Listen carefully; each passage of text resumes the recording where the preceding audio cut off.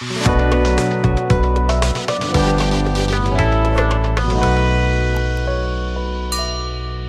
है, देखो शुरू से ही, आज से ना, पहले से ही देश के विकास में अगर कोई चीज सबसे ज्यादा अड़चन डाला है तो पॉल्यूशन, पॉल्यूशन और पॉल्यूशन पूरा इन्वायरमेंट को डिग्रेड किया है। और इन्वायरमेंट में बायोटिक फैक्टर, एबायोटिक फैक्टर सब होता है। इनफैक्ट हम खुद भी इन्वायरमेंट का ही एक पार्ट है, नहीं है क्या? तो पॉल्यूशन से सब डिग्रेड करेगा, सब बाजार साफ होगा। और दूसरा हो गया पॉपुलेशन।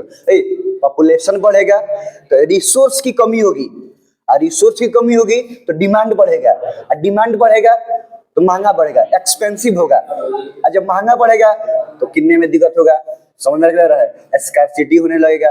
स्कार्सिटी तो हो रहा है, सब एक दूसरे से जुड़ा हुआ है। तो कहीं ना कहीं पॉपुलेशन देश के विकास में कहीं ना कहीं प्रॉब्लम। सबसे फॉर्चुनेट, मतलब भाग्य वाला बात है कि इंडिया में पॉपुलेशन तो है, लेकिन पॉपुलेशन में बच्चों के नंबर और वृद्ध लोग का नंबर, एजेड लोग का नंबर में पॉपुलेशन ज्यादा तो है, लेकिन ज्यादा कौन पॉपुलेशन है? यंग लोग का पॉपुलेशन।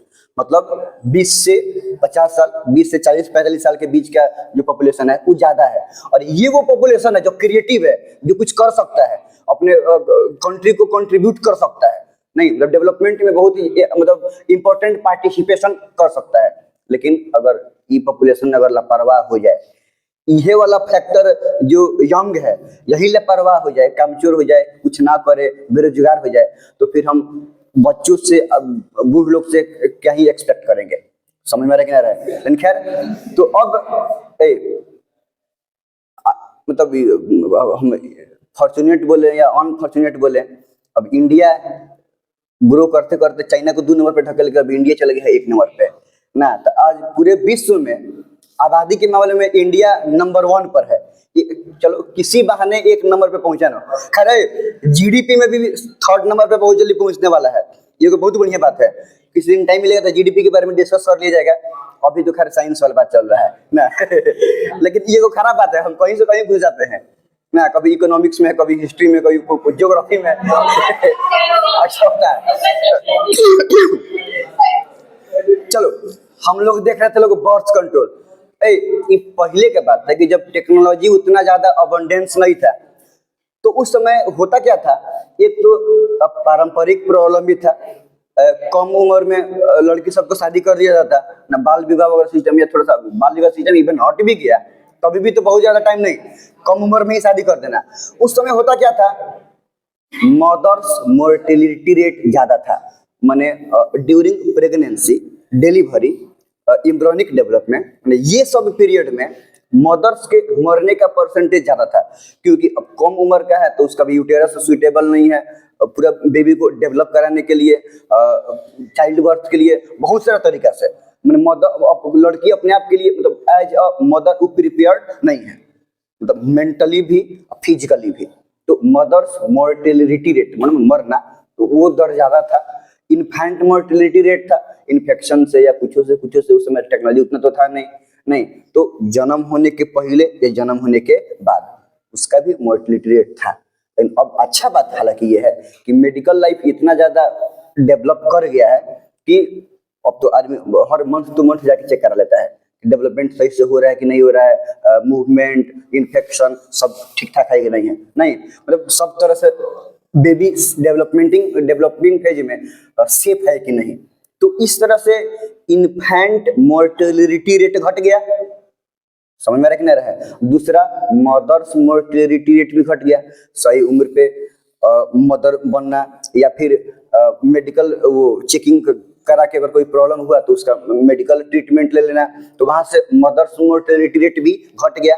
तो अब ये सब जिंदा हो रहा है, सब मतलब ये आदमी बच रहा है, ये अच्छी बात है। नहीं, दूसरा बात ये कि अब ग्रोइंग पॉपुलेशन है तो वो सबको भी एक बेटर इन्वायरमेंट अब गवर्नमेंट अवेयर कर चुका है, तो ये बहुत अच्छी बात है।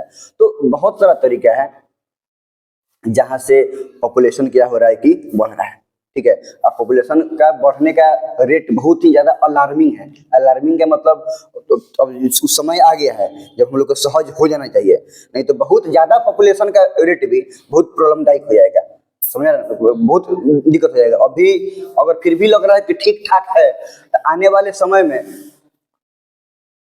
हम लोग के लिए तो नहीं, लेकिन हमारे नेक्स्ट जनरेशन के लिए ज्यादा प्रॉब्लम हो जाएगा। तो कुछ प्रिवेंटिव मेजर्स है ना, जिसका यूज करके हम लोग क्या कर सकते हैं कि पॉपुलेशन को कंट्रोल कर सकते हैं, और इसीलिए इसको बोल रहे हैं हम लोग बर्थ कंट्रोल। तो अब हम लोग का जो टॉपिक है वो कौन सा टॉपिक है? Birth control. तो कुछ मेथड है, उस मेथड के बारे में बेसिकली हम लोग जानेंगे लोग, जिससे बर्थ कंट्रोल किया जा सकता है। अब बात समझो, सबसे पहले के मेथड के बारे में अगर हम बात करें, ऑलमोस्ट परमानेंट मेथड है, और उसको बोलते हैं हम लोग सर्जिकल मेथड। सर्जिकल में क्या होता है? सर्जरी के थ्रू हम क्या करेंगे कि बर्थ कंट्रोल करेंगे। दो टाइप्स का सर्जिकल मेथड है, एगो भास्कोटोमी और एक ट्यूबेक्टोमी। भास्कोटोमी में मेल में होगा, ट्यूबेक्टोमी फीमेल में होगा। अगर मेल में भास डिफरेंस को काट के बांध दिया जाए तो टेस्टिस स्पर्म को तो प्रोड्यूस करेगा, लेकिन वो बाहर तक नहीं आ पाएगा, तो यहाँ से स्पर्म रिलीज होगा ही नहीं। और दूसरा ट्यूबेक्टोमी, फॉलोपियन ट्यूब को काट के बांध दिया जाता है, तो वहां से ओवरी फीमेल गैमेट ओवम को तो रिलीज करेगा, लेकिन वो अपर हाफ पोर्शन में नहीं आ पाएगा, फर्टिलाइजेशन को भी नहीं करेगा। तो ये कौन सा मेथड था? Surgical method. दूसरा IUD, इंट्रा यूटेरिन डिवाइस। इसमें होता ये है, बात समझो, कि यूटेरस में डिवाइस को इम्प्लांट कर दिया जाता है, और कुछ कॉपर आयंस रिलीज करता है, कुछ हार्मोनल रिलीज करता है, जो बेसिकली क्या करता है कि किसी तरह से हार्मोनिकली या फिजिकली किसी भी तरीके से परफेक्ट फर्टिलाइजेशन नहीं होने देता है। जिसमें लोग पढ़ते हैं लोग कॉपर टी के बारे में, कॉपर 7 के बारे में, प्रोजेस्टा सर्ट, LNG20, बहुत सारा डिवाइस है जिसको फीमेल रिप्रोडक्टिव ऑर्गन में यूटेरस में इम्प्लांट किया जाएगा, और वहां से क्या होगा कि चांस ऑफ फर्टिलाइजेशन बहुत बहुत बहुत बहुत कम हो जाता है। तो जब चांस ऑफ फर्टिलाइजेशन होगा नहीं, तो फिर आगे जाइगोट का फॉर्मेशन वाला बात होगा ही नहीं।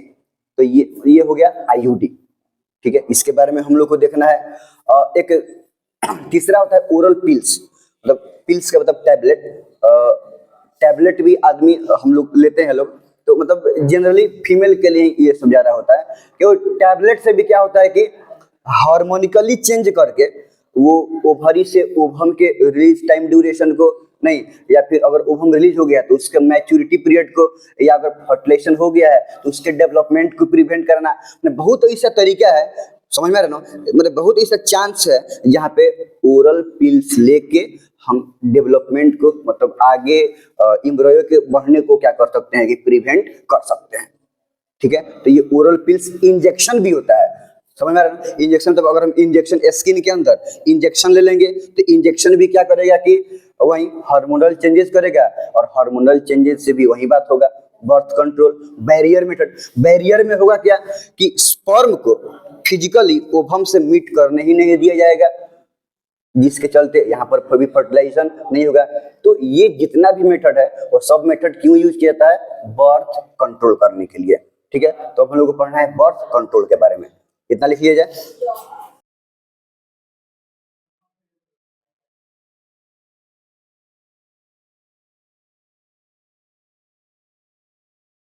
हम लोग देख रहे थे लोग बर्थ कंट्रोल के बारे में, और हम लोग देख रहे थे लोग ये सीरियसली इंपॉर्टेंट टॉपिक है ना, क्योंकि पॉल्यूशन और पॉपुलेशन, इससे हम टॉपिक की शुरुआत किए हैं ना। देखो, pollution and population are major threat for the development of a country. सही बात है, किसी भी देश के डेवलपमेंट में पॉल्यूशन से दिक्कत है, पॉपुलेशन से भी दिक्कत है ना। वो पॉपुलेशन अगर ज्यादा है और लेजी है तो और ही ज्यादा दिक्कत है।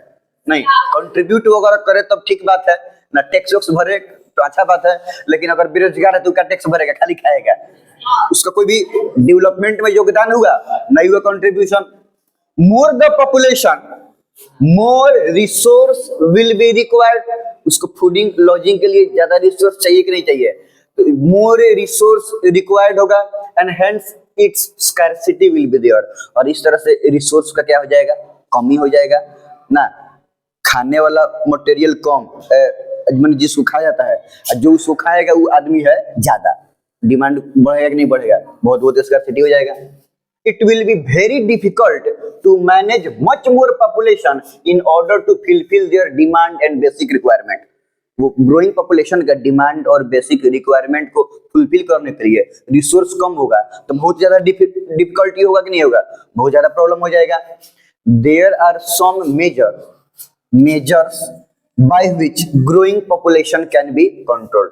कुछ तरीका है जिससे ग्रोइंग पॉपुलेशन को हम लोग कंट्रोल कर सकते हैं. चाइना में पहले था ना वन चाइल्ड पॉलिसी, नहीं हालांकि पता ना अभी है कि नहीं है, लेकिन इसके चलते प्रॉब्लम इतना हो गया है तो अब पॉपुलेशन बहुत ही अलार्मिंग रेट से घट रहा है. अब बहुत ज्यादा पॉपुलेशन का घटना भी एक बहुत प्रॉब्लम वाला बात है. अब आदमी मतलब जनसंख्या ही नहीं रहेगा, टैक्स कौन पे करेगा, कंट्रीब्यूट कौन करेगा, प्रॉब्लम वाला बात है. समझ में आ रहा है?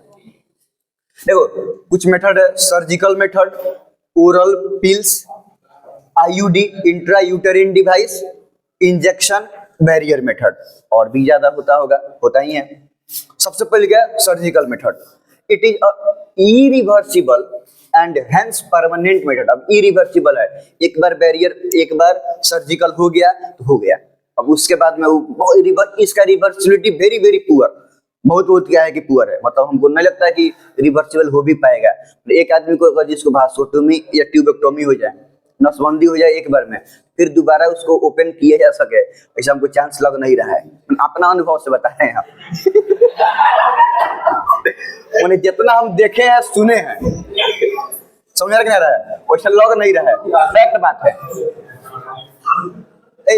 एक जगह दिया था कि कंप्लीटली इरिवर्सिबल, अब कहीं कहीं देता है कि इसका रिवर्सिबिलिटी वेरी वेरी पुअर. अब पता ना कुछ का हुआ है कि नहीं, अच्छा हम रिसर्च करेंगे कि रिवर्सिबल है कि नहीं है ना. रिसर्च करने वाला चीज है. खैर हम लोग अभी अपने टॉपिक पे आते हैं. सबसे पहले का भास्कोटोमी, नाम से ही क्लियर है. भास्कोटोमी मतलब क्या किया जाएगा, वास्ट डिफरेंस को टेस्टिस के बाद इपिडिडाइमिस और उससे जो ट्यूब निकलेगा भास्ट डिफरेंस को काट दिया जाएगा और भास्ट डिफरेंस को काट दिया जाएगा और बांध दिया जाएगा. उससे क्या होगा, स्पर्म आगे तक नहीं जा पाएगा. तो vas deferens are cut surgically and tied, और इस प्रोसेस को बोलते हैं हम लोग भास्कोटोमी. ट्यूबेक्टोमी ये फीमेल में होगा, ओविडक्ट को जो फलोपियन ट्यूब है उसको बांध के काट दिया जाएगा. तो फलोपियन ट्यूब अब मान लो कि ओवरी से ओवम रिलीज भी हुआ, यहाँ पे काट के बांध दिया गया है, तो इसके आगे भी जा पाएगा क्या, नहीं जा पाएगा. समझ में आ रहा है? तो इस मेथड को बोलते हैं ट्यूबेक्टोमी, ये फीमेल में होगा. Oviducts are cut surgically and tied. Simple सा बात है, ठीक है. ओरल पिल्स टैबलेट, ओरली खाना उसको. There are some pills tablets that are taken through mouth in small dosages. हाँ इसका डोज बहुत स्ट्रिक्ट होता है, मतलब जब जितना आवर पे जितना दिन पे उसका डोज होगा उतना ही दिन पे क्या किया जाता है कि उसको खाया जाता है. हाँ जैसे कि एक हम नाम सुने थे सहेली, तब एक ओरल पिल्स का नाम है. अब तक के लिए लेडीज के लिए सबसे सेफेस्ट ओरल पिल माना गया है, जिसका बॉडी पे साइड इफेक्ट बहुत ही कम है. नाम ही है सहेली, पॉपुलर नाम है.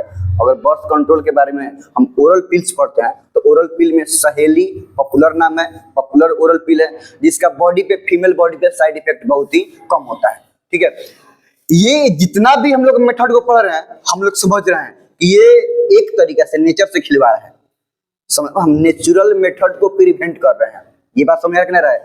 तो ये सिस्टम को यूज करने से कहीं ना कहीं बॉडी पे साइड इफेक्ट जरूर होगा, क्योंकि हम थ्रू इंजेक्शन, थ्रू पिल्स, कुछ भी करके, कोई भी मेथड का यूज करके हम क्या कर रहे हैं कि बॉडी में कुछ ना कुछ एक्स्ट्रा चीज डाल रहे हैं और हार्मोन्स को चेंज कर रहे हैं, उससे बॉडी में उसका साइड इफेक्ट कम या ज्यादा होता है.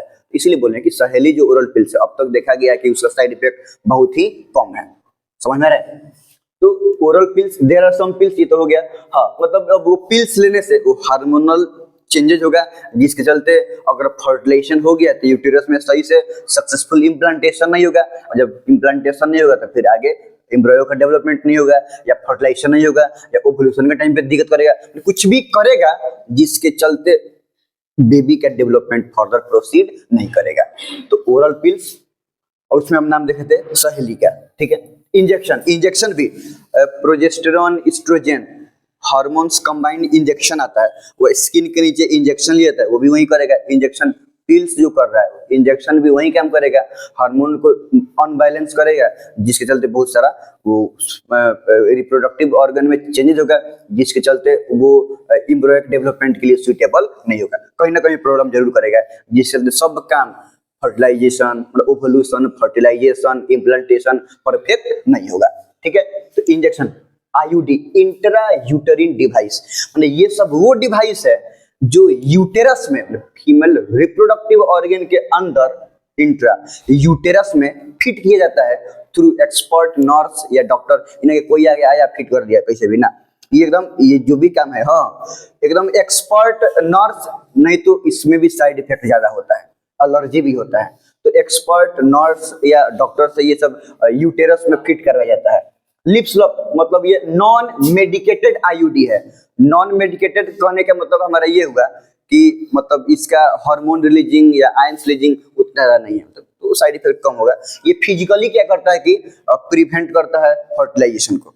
ठीक है, ये पॉपुलर नाम है कॉपर टी, ज्यादा पॉपुलर है copper T. Copper 7 copper ion releasing IUD है, मतलब ये कॉपर आयन को रिलीज करता है। कॉपर आयन में खासियत ये है ये जो स्पर्म्स को बहुत बहुत कम कर देता है, फाइगोसाइटोसिस कर देगा उसको, बहुत बहुत क्या करता है कम कर देता है। और जब नंबर ऑफ स्पर्म काउंट कम रहेगा तो फिर वो आउटर मोस्ट कवरिंग नहीं ठीक से हो पाएगा, स्पीड कम कर देगा, मतलब किसी भी तरह करके उसको अनफिट कर देगा कि वो जाके फर्टिलाइजेशन कर पाए।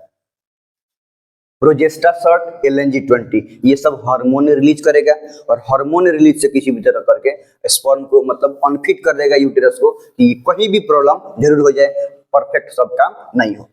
बैरियर मेथड, ये तो वो मेथड है जिससे फिजिकली स्पर्म और ओवम के मीटिंग को प्रिवेंट करेगा, तो फर्टिलाइजेशन हो भी नहीं करेगा तो फिर आगे एम्ब्रियो के डेवलपमेंट का चांस नहीं है। कॉन्डोम्स, सर्वाइवल कैप्स, अलग अलग जेंडर के लिए बैरियर मेथड अलग अलग होता है। ठीक है, हाँ ये जो बैरियर मेथड है वो not only chance of fertilisation को कम कर रहा है, इवन बहुत सारा डिजीज है जिसको STD सेक्सुअल ट्रांसमिटेड डिजीज बोलते हैं, तो वो सब डिजीज से भी क्या करता है कि प्रिवेंट करता है, और ये एक सीरियस चीज है, समझ में आ रहा है। तो ये सब 4-5 गो मेथड है, और भी ज्यादा मेथड्स बुक्स को स्टडी करना सब, जहां से बर्थ कंट्रोल होने का प्रोबेबिलिटी बहुत बहुत ज्यादा है। ये नेचर के अगेंस्ट है। ठीक है, भले हम अपने अकॉर्डिंग ये सब काम कर रहे हैं तो बॉडी पे कम या ज्यादा साइड इफेक्ट जरूर होगा, यहाँ तो कोई दिक्कत नहीं है ना।